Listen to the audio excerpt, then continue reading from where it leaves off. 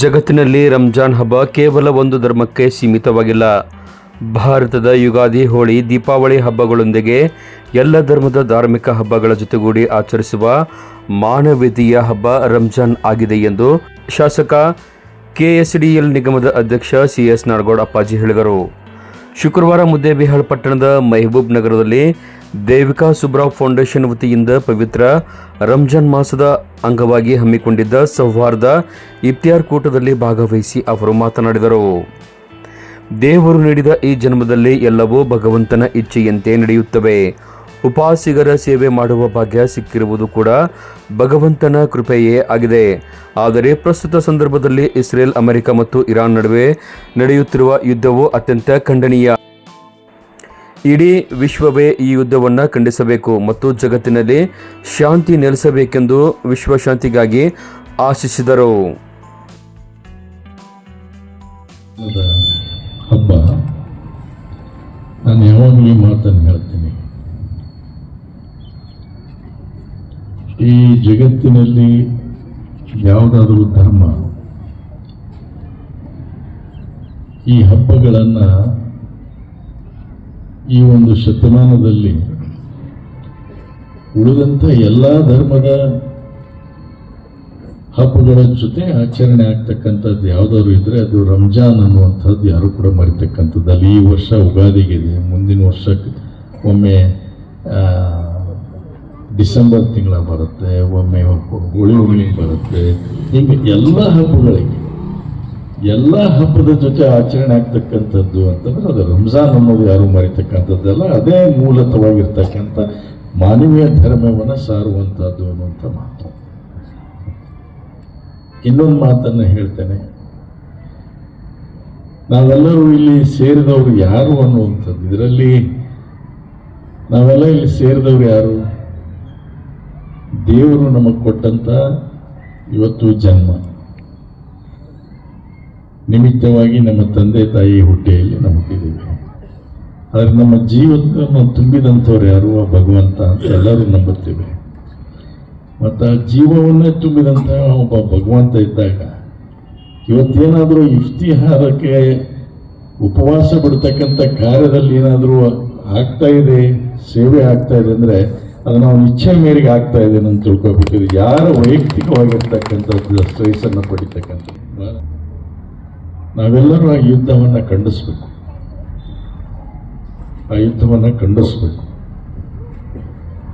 ಯುದ್ಧ ಅದು ವಿಶೇಷವಾಗಿ ರಂಜಾನ್ ತಿಂಗಳಲ್ಲಿ ಈ ಯುದ್ಧ ಆಗಬೇಕಾದಂಥ ಅವಶ್ಯಕತೆ ಇರಲಿಲ್ಲ. ಅದರ ಜೊತೆಯಾಗಿ ನಾವೆಲ್ಲ ರೀತಿಯಿಂದ ರಕ್ತವನ್ನು ಹಂಚಿಕೊಂಡಂಥ ರಾಷ್ಟ್ರಗಳ ಜೊತೆ ನಾವು ಯುದ್ಧವನ್ನು ಸಾರಿದ್ದೇವೆ, ಯುದ್ಧವನ್ನು ಮಾಡ್ತಾ ಇದ್ದೇವೆ. ಅವರು ಮತ್ತೊಮ್ಮೆ ಯುದ್ಧವನ್ನು ಮಾಡ್ತಾ ಇದ್ದಾರೆ ಅಂತಂದರೆ ನಾವು ಭಗವಂತನಲ್ಲಿ ಈ ರಂಜಾನ್ ತಿಂಗಳಲ್ಲಿ ಪ್ರಾರ್ಥನೆ ಮಾಡೋಣ, ಜಗತ್ತಿನಲ್ಲಿ ಶಾಂತಿಯ ನೆಲೆಸ್ತಕ್ಕಂಥ ಒಂದು ಕಾರ್ಯ ಆಗಲಿ ಭಗವಂತ ಅನ್ನುವಂಥದ್ದನ್ನು ನಾವೆಲ್ಲ ಪ್ರಾರ್ಥನೆ ಮಾಡ್ಕೊಳ್ಳೋದು ಬಹಳ ಮುಖ್ಯವಾಗಿ. ಅದನ್ನು ಖಂಡಿಸ್ತಾ ನಾವೆಲ್ಲರೂ ಶಾಂತಿಯ ಭಗವಂತ ನೀಡಪ್ಪ ಅನ್ನುವಂಥದ್ದನ್ನು ನಾವು ಅವನಲ್ಲಿ ಪ್ರಾರ್ಥನೆ ಮಾಡ್ತಕ್ಕಂಥದ್ದು ಬಹಳ ಅವಶ್ಯ ಅನ್ನುವಂಥದ್ದು ನಾವೆಲ್ಲರೂ ಅರ್ಥ ಮಾಡ್ಕೋಬೇಕು. ಅದಕ್ಕೆ ಇಂಥ ಪವಿತ್ರವಾದಂಥ ರಂಜಾನನ ಒಂದು ಹಬ್ಬ ನಿಮ್ಮೆಲ್ಲರಿಗೂ ಕೂಡ ನಿಮ್ಮ ಬಾಳಲ್ಲಿ ಸುಖ, ಶಾಂತಿ, ನೆಮ್ಮದಿಯನ್ನು ತರಲಿ. ಆ ಭಗವಂತನ ಸಂಪೂರ್ಣ ಆಶೀರ್ವಾದ ನಿಮ್ಮ ಮೇಲೆ ಇರಲಿ. ಅಣ್ಣ ತಮ್ಮರಾಗಿ ಬಾಳಲಿಕ್ಕೆ ನಾವೆಲ್ಲರೂ ಮುಂದಾಗೋಣ ಅನ್ನುವಂಥ ಮಾತನ್ನು ಸಂದರ್ಭದಲ್ಲಿ ಹೇಳಿ ತಮಗೆಲ್ಲರಿಗೂ ಕೂಡ ರಂಜಾನ್ ಶುಭವಾಗಲಿ, ರಂಜಾನ್ ಹಬ್ಬಕ್ಕೂ ಮುಬಾರಕ್ಕು ಅಂತ ಹೇಳಿ ಮಾತಾಡಿ. ಖ್ಯಾತ ಮುಸ್ಲಿಂ ಪ್ರವಚನಕಾರ ಲಾಲ್ ಹುಸೇನ್ ಕನ್ಗಲ್ ಮಾತನಾಡಿ, ದೇವಿಕಾ ಸುಬ್ರಾವ್ ಫೌಂಡೇಶನ್ ಆಯೋಜಿಸಿರುವ ಈ ಇಫ್ತಿಯಾರ್ ಕೂಟವು ಸೌಹಾರ್ದ ಸೇವೆಯ ಸಂಕೇತವಾಗಿದೆ. ಹಸಿದವನೇ ಇನ್ನೊಬ್ಬ ಹಸಿದವನ ಹಸಿವನ್ನು ಗುರುತಿಸಬಲ್ಲ. ಅಂತಹ ಔದಾರ್ಯ ಮತ್ತು ಇನ್ನೊಂದು ಧರ್ಮವನ್ನು ಗೌರವಿಸುವ ಹೃದಯ ವೈಶಾಲ್ಯತೆಯನ್ನು ಪ್ರತಿಯೊಬ್ಬರೂ ಬೆಳೆಸಿಕೊಳ್ಳಬೇಕು. ರಂಜಾನ್ ಉಪವಾಸದ ಮೂಲಕ ದೇವ ಭಯ ಬೆಳೆಸಿಕೊಂಡಂತೆ ಮನುಷ್ಯನು ಕೆಡುಕು ಮಾಡುವಾಗ, ಮೋಸ, ವಂಚನೆ ಅಥವಾ ಅನ್ಯಾಯ ಮಾಡುವಾಗಲೂ ದೇವ ಭಯ ಕಾಡುವಂತಾಗಬೇಕೆಂದು ಮಾರ್ಮಿಕವಾಗಿ ನುಡಿದರು. ನಿಮಗೆ ತಿಂಗಳ ಪೂರ್ತಿ ಉಪವಾಸದ ಸ್ಥಿತಿಯಲ್ಲಿರುವಂತಹದ್ದು ನಿಮಗೆ ಒಂದನ್ನು ಗಳಿಸಲಿಕ್ಕೆ ಸಾಧ್ಯ ಆಗಬೇಕು. ಅದು ಏನು ಅಂತ ಹೇಳಿದರೆ, ನಾನು ಓದಿದಂತಹ ಕುರ್ಆನಿನ ಸೂಕ್ತದ ಕೊನೆಯಲ್ಲಿ ಅದನ್ನು ಹೇಳಲಾಗಿದೆ, ಲಅಲ್ಲಕುಂ ತತ್ತಕೂನ್, ನಿಮ್ಮಲ್ಲಿ ದೇವ ಭಯ ಬೆಳೆದು ಬರಬೇಕು. ಎಷ್ಟು ಹೊತ್ತು ಪೊಲೀಸರಿಗೆ ಹೆದರಲಿಕ್ಕೆ ಸಾಧ್ಯ ಮನುಷ್ಯ? ಎಷ್ಟು ಹೊತ್ತು ಇಲ್ಲಿ ಸರ್ಕಾರ ಅಧೀನ ಸಂಸ್ಥೆಗಳಿವೆ, ಇಂಟೆಲಿಜೆನ್ಸ್ ಇದೆ, COD ಇದೆ, CBI ಇದೆ. ಎಲ್ಲದರ ಗುರಿ ಏನು ಅಂತ ಹೇಳಿದರೆ ಈ ಸಮಾಜವನ್ನು ಅಪರಾಧ ಮುಕ್ತ ಸಮಾಜವನ್ನಾಗಿ ಮಾಡಬೇಕು. ಆ ದೇವ ಭಯ ಈ ಉಪವಾಸದಿಂದ ನಿಮಗೆ ಪ್ರಾಯೋಗಿಕವಾಗಿ ತಿಳಿಸಿಕೊಡಲಾಗ್ತಾ ಇದೆ. ನೋಡಿ, 13.5 ಗಂಟೆಗಳ ಕಾಲ ಬಿಸಿಲಿನ 3.5 ಗಂಟೆಗೆ ನೀರು ಬೇಕಾಗ್ತದೆ, ಕುಡಿಬೇಕು. ಉಪವಾಸದಿಂದಿದ್ದೇನೆ, ಯಾರೂ ನೋಡುವವರಿಲ್ಲ. ಅಲ್ಲಿ ಕುಡಿದು ಬಂದು ಹಸಿವಾಗಿದ್ದರೆ ಊಟ ಮಾಡಿ ಮತ್ತೆ ನಾನು ಎಲ್ಲರೆದುರಿಗೆ ಬಂದು ಉಪವಾಸದಿಂದಿದ್ದೇನೆ ಅಂತ ಹೇಳಲಿಕ್ಕೆ ಸಾಧ್ಯವಿದೆ. ಆದರೆ ಒಬ್ಬ ಉಪವಾಸಿಗ ಹಾಗೆ ಮಾಡುವುದಿಲ್ಲ. ಅವನಿಗೆ ತಕ್ಷಣ ನೆನಪಾಗುವುದು ನೇರವಾಗಿ ಕಲೆಕ್ಷನ್. ಈ ಉಪವಾಸ ದೇವನ ಜೊತೆಗೆ ಬೆಸೆಯುವಂತಹ ಅತ್ಯಂತ ಶ್ರೇಷ್ಠವಾದಂತಹ ಆರಾಧನೆ ಇದು. ಈ ಉಪವಾಸಿಗ ಮತ್ತು ದೇವನ ಹೊರತು ಯಾರಿಗೂ ಗುಟ್ಟು ರಟ್ಟಾಗದಂತಹ ಅತ್ಯಂತ ರಹಸ್ಯವಾದಂತಹ ಒಂದು ಆರಾಧನೆ ಇದು. ನನ್ನ ಮತ್ತು ದೇವನ ಹೊರತು ಮೂರನೆಯವನಿಗೆ ಇಲ್ಲಿ ಪ್ರವೇಶವಿಲ್ಲ. ಯಾರು ಮಧ್ಯದಲ್ಲಿ ಮಹಾಪುರುಷರಿಲ್ಲ, ಪ್ರವಾದಿಗಳಿಲ್ಲ, ಯಾರೂ ಇಲ್ಲ. ನಾನು ನನ್ನ ದೇವನಿಗಾಗಿ ಉಪವಾಸದಿಂದಿದ್ದೇನೆ. ದಾಹದಿಂದ ತತ್ತರಿಸುವಂತಹ ಸಂದರ್ಭದಲ್ಲಿ ನೀರಿದೆ, ನೋಡುವವರು ಯಾರೂ ಇಲ್ಲ. ಸಮಾಜದ ಕಣ್ತಪ್ಪಿಸಬಹುದು, ಕುಟುಂಬದ ಕಣ್ತಪ್ಪಿಸಬಹುದು, ಸರ್ಕಾರದ ಕಣ್ತಪ್ಪಿಸಬಹುದು, ಇಡೀ ದೇಶದ 140 ಕೋಟಿ ಜನರ ಕಣ್ತಪ್ಪಿಸಿ ನಾನು ನೀರು ಕುಡಿಯಬಹುದು. ಮತ್ತೆ ಇವರಿಗೆ ನಾನು ಉಪವಾಸದಿಂದಿದ್ದೇನೆ ಅಂತ ಹೇಳಲಿಕ್ಕೂ ಕೂಡ ನನಗೆ ಸಾಧ್ಯತೆ ಇದೆ. ಆದರೆ ನಾನು ಹಾಗೆ ಮಾಡುತ್ತಿಲ್ಲ ಅಂತ ಹೇಳಿದರೆ ನನ್ನ ಸಂಪರ್ಕ ನೇರವಾಗಿ ದೇವನ ಜೊತೆಗೆ ಇರುವಂತಹ ಕಲ್ಪಿಸುವಂತಹ ಉಪವಾಸ ವ್ರತ ನನ್ನನ್ನು ಅವನು ನೋಡುತ್ತಿದ್ದಾನೆ. ಅದಕ್ಕೆ ಪ್ರವಾದಿ ಮುಹಮ್ಮದ್ ಸಲ್ಲಲ್ಲಾಹು ಅಲೈಹಿ ವಸಲ್ಲಂ ಹೇಳಿದರು, ಯಾವ ರೀತಿ ಆ ಭಯದಿಂದ ನೀನು ನೀರನ್ನು ಮುಟ್ಟುವುದಿಲ್ಲವೋ, ಯಾವ ರೀತಿ ಅವನು ನೋಡುತ್ತಿದ್ದಾನೆ ಎಂಬ ಭಯದಿಂದ ಹಸಿವಾದರೂ ಅನ್ನದ ಕಡೆಗೆ ನೋಡುವುದಿಲ್ಲವೋ ಸಮಯ ಆಗುವ ತನಕ, ಅದೇ ರೀತಿ ಆ ಭಯ ಉಪವಾಸ ಬಿಟ್ಟ ಮೇಲೂ ನಿನ್ನಲ್ಲಿರಬೇಕು. ಚಾಡಿ ಹೇಳುವಾಗ, ಇನ್ನೊಬ್ಬರಿಗೆ ನೋವನ್ನು ಕೊಡುವಾಗ, ಅನ್ಯಾಯ ಅಕ್ರಮ ಮಾಡುವಾಗ, ಹೆತ್ತ ತಂದೆ ತಾಯಿಗಳನ್ನು ನಿರ್ಲಕ್ಷಿಸುವಂತಹ ಸಮಾಜ ಇವತ್ತು ನಿರ್ಮಾಣವಾಗುತ್ತೆ.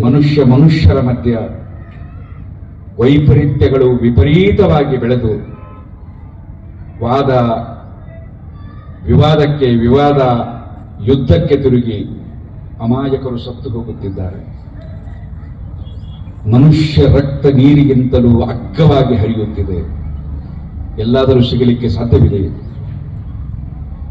ಭೂಮಿಯನ್ನು ಅಗೆದು ನೋಡಿ, ಎಲ್ಲ ಸಿಗುತ್ತದೆ, ರಕ್ತ ಸಿಗಲಿಕ್ಕೆ ಸಾಧ್ಯವಿಲ್ಲ. ನನಗೆ ರಕ್ತ ಬೇಕು ಅಂತ ಹೇಳಿದರೆ ನನ್ನಂತಹ ಇನ್ನೊಬ್ಬ ಮನುಷ್ಯನ ದೇಹದಿಂದಲೇ ನಾನು ಅದನ್ನು ಪಡೆಯಬೇಕು.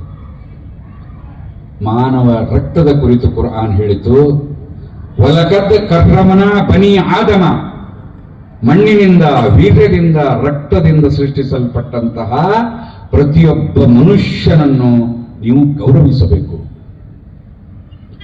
ಜಾತಿ, ಮತ, ಪಂಥಗಳ ಭೇದ ಇದು ಕೇವಲ ಧಾರ್ಮಿಕ ಅಲ್ಲ, ಮಾನವತೆಗೆ ಮಾಡುವಂತಹ ದೊಡ್ಡ ದ್ರೋಹ ಅಂತ ಹೇಳ್ತದೆ.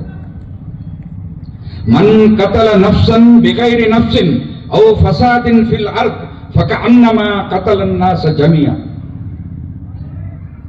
ಒಬ್ಬ ಮನುಷ್ಯನನ್ನು ನೀವು ಅನ್ಯಾಯವಾಗಿ ಕೊಂದು ಬಿಟ್ಟರೆ, ನನ್ನ ಜಾತಿಯವನಲ್ಲ, ನನ್ನ ಧರ್ಮದವನಲ್ಲ, ನನ್ನ ಗೋತ್ರದವನಲ್ಲ ಎಂಬ ಕಾರಣಕ್ಕಾಗಿ ಇಡೀ ಮಾನವ ಕುಲದ ಹತ್ಯೆಯ ಪಾಪ ನಿನ್ನ ಕರ್ಮಪತ್ರದಲ್ಲಿ ಬರೆಯಲಾಗ್ತದೆ.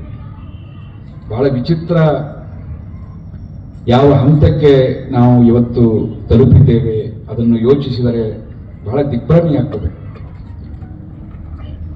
ನಮ್ಮ ಬಾಲ್ಯದ ಆ ಸುವರ್ಣ ದಿನಗಳು ಮೆಲುಕು ಹಾಕಬೇಕಷ್ಟೇ.